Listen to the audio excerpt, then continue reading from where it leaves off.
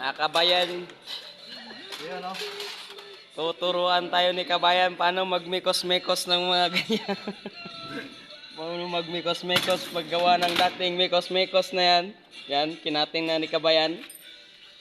Tapos sinukat ni na kabayan paano magmikos-mikos yan. Gagawa ng plenum sa dating niya mga mikos-mikos na yan kabayan. Layo-layo mo naman. Yan o. Yung isa nagmikos-mikos na din. Kaya yung kabayan namin na Indiano nandun din sa kabila nagmikos-mikos din ng kanya. Yan mga kabayan, mikos-mikos na yan. Yan. Titingnan na yung paano magmikos-mikos na yan. Sinukat na yan, pattern na yan. Pinattern na ni kabayan yung mikos-mikos ng ducting na plenum na yan. Yun, ginuhit na ni kabayan mikos-mikos na yan.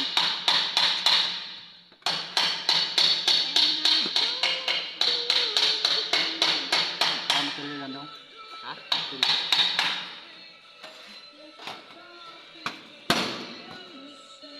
Yan. Lagyan na ng pattern yan.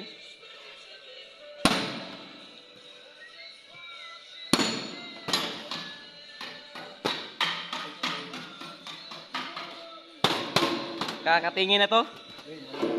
Mamaya.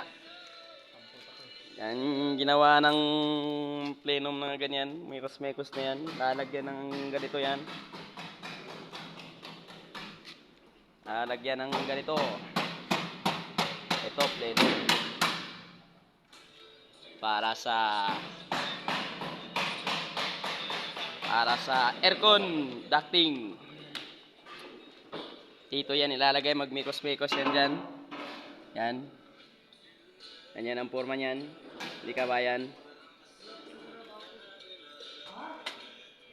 Okay. Hintayin natin yan. Dito tayo sa mikos-mikosan. Marino. Huh? Akala nyo sa barko lang may ganyan? Dito din sa amin, meron. Marino yan. Yun. Oh. Iman. Seaman yan. Seaman ang ducting namin yan.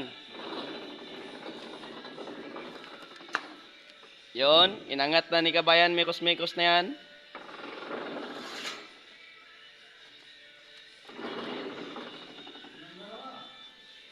Dinrive na niya yung ano.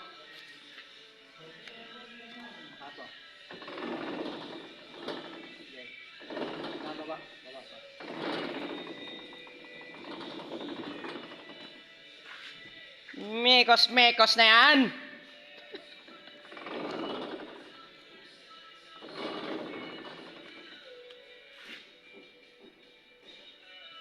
Yan.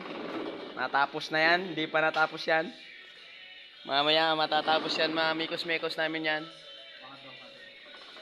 Yan driver namin sa barko. Si Haring Kabayan. Haring mikos-mikos yan. Yan, mamaya tatapusin natin, papakita natin yung kinalabasan ng mga mikos-mikos na yan. Okay?